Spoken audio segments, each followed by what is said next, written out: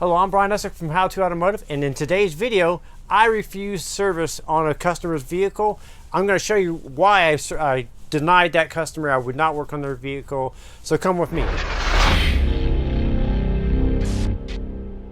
All right, so you may have heard the saying, or seen the signs at certain businesses where the owner of the business has the right to refuse service on whatever the business may be. Well, in our case, it's automotive, and I refused rights as a technician, and I got backed up by the shop. The shop also just agreed with me and decided not to work on this vehicle. So in this particular case, we are in Southern California, and we do not have state inspections where we can condemn a car for being unsafe to be driven on the road. That's not part of our registration process here in Southern California. Well, a vehicle came in from back east, and they wanted us to do some repairs on some brake lines, and this vehicle was very rusty. I'll show you some footage here. They wanted us to repair brake lines, and this had previously been at another shop, and I don't know if they gave up on the job midway through, just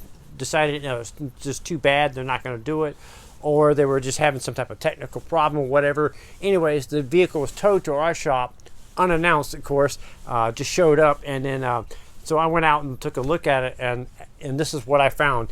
So as I was inspecting the vehicle up and down, looking at it, it was just obvious that this car was from back east and not safe to be on the road in any way, shape, or form. As you can see from the footage here, that there was rust everywhere. The lines were rusted, the calipers were rusted, every nut and bolt on the vehicle, every fender, everything. This vehicle was beyond repair, beyond the safety, and in my opinion, beyond a safe vehicle to drive on the roads in California. So the question for you guys is, how many of you guys out there refused vehicles to work on because they're so bad? Or was the customer the actual problem? Let me know in the comments below.